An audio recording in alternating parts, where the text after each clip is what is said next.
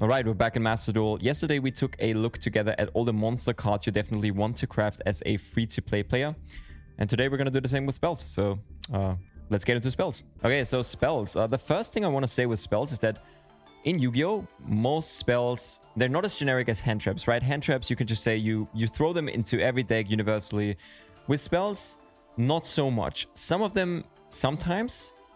Most of them, they're usually preserved for the side deck. But obviously, if there's a side deck coming and if there's a best of 3 format in this game, you're definitely going to want to craft these as well. But just keep in mind that the monster cards, the hand traps, are the ones you want to craft first. They definitely have the priority. Check out the other video if you want to get into the monster cards you have to craft. All right, let's start with Harpy's Feather Duster. Cards super generic, super easy. Destroy all spell and trap cards your opponent controls. It's usually a card for the side deck if you go second and you know your opponent plays a deck like Eldritch, super good. You can't really play this in a best of 1 format, in my opinion, because if you play against a combo deck or something that doesn't really play too many spell and traps, it's just going to be a dead card in your hand, obviously. But for a best of 3 format, if they should announce something like this, keep in mind that this is a card that you're definitely going to want to craft first. Upstart Goblin is at 3 in the Master Duel format for some reason. You can draw a card, then your opponent gains 1000 life points. Life points is not a real resource in Yu-Gi-Oh! Mostly at least. Having your deck at 37 cards is pretty busted. Now, I will say this about this card. If you have other cards that you want to craft first, like for example, Lightning Storm, Droplet, or the hand traps that I showed in the last video, I don't think that this is a priority. Upstart Goblin is a card that if you have the crafting points running around, or if you draw this card out of a pack, sorry, not draw, it's if you pull this card out of a pack, then you want to keep this. I don't think it's the most necessary, but it's a very nice luxury that you can have, especially in your Sky Striker deck. This card is busted, but of course, even generically, you can play this in almost every deck. Terraforming, just as simple as Harpy's Feather Duster. Add a field spell from your deck to your hand. You only have to craft this once. It's a limited card, and field spells are generically used in Yu-Gi-Oh so much. You're gonna want to have this card. Pot cards have notoriously always been good in Yu-Gi-Oh, and it's no exception in Master Duel, of course. Pot of Desires, Pot of Extravagance, and Pot of Prosperity being the best pot cards in the game. They all have upsides and downsides. You're gonna have to see which fit your deck the best, but you're gonna want to keep your crafting points for these, definitely, because these are cards that are just going to boost the consistency of your decks immensely.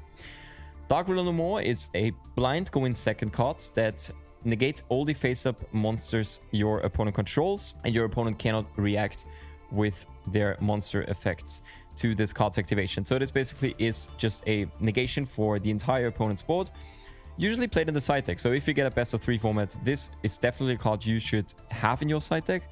For now, it's not the most important, I would say, but I'm already taking into account that we're probably going to get a best of 3 format at some point, and you're going to want to be prepared for that as well. Because it's also about like saving your gems right now so you can spend them later.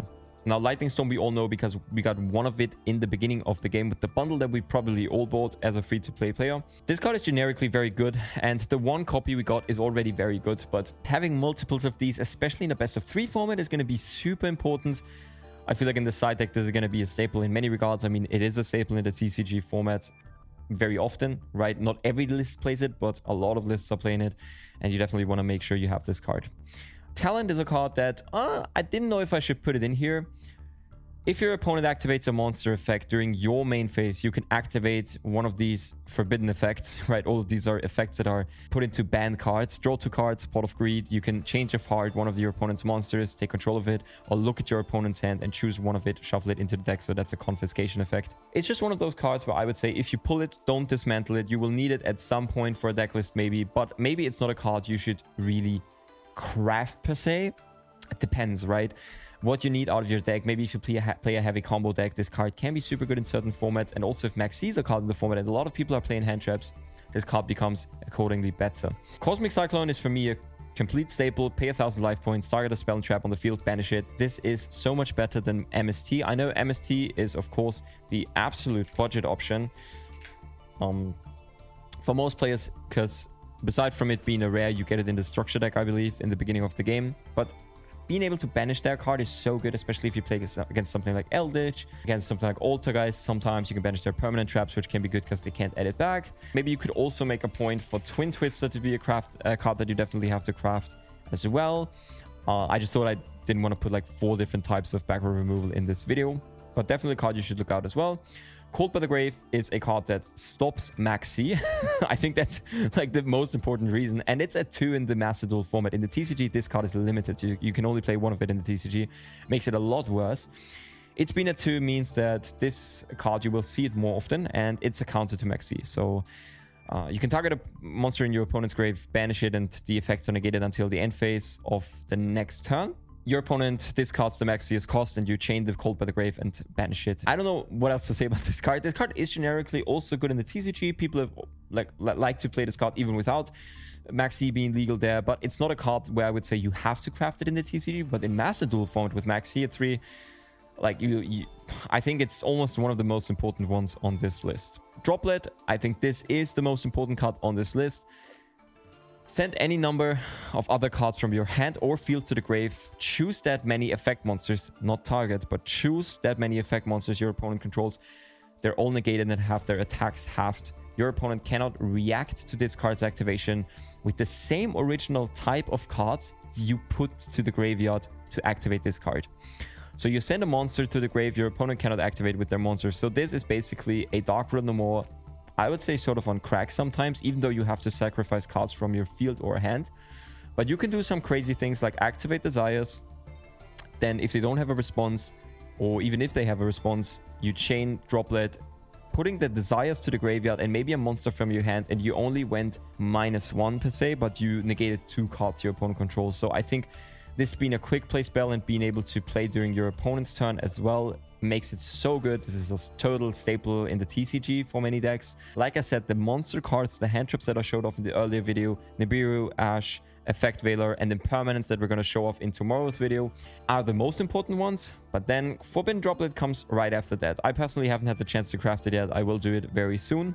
These are the main spell cards as a TCG player that has played the game for a couple of years that I would recommend. Obviously, as a free-to-play player, you will not be able to craft all of them at 3. In addition to the monsters and the traps I will show off in the next video, take it more as an inspiration point, as a starting point, and then you read through all the cards and see which cards of them work for you. You can't objectively say one is better than the other. They all have upsides and downsides. It's a great thing about Yu-Gi-Oh! But also the terrible thing, because we need to craft a lot of cards, right? So, I think in the beginning, this game is going to be very free-to-play friendly now that we have a lot of gems. But believe me, the gems are going to be running out very, very soon. So you want to be careful how you spend your gems. Let me know in the comments down below, once again, if there are any spells that I forgot that you definitely have to own in this game.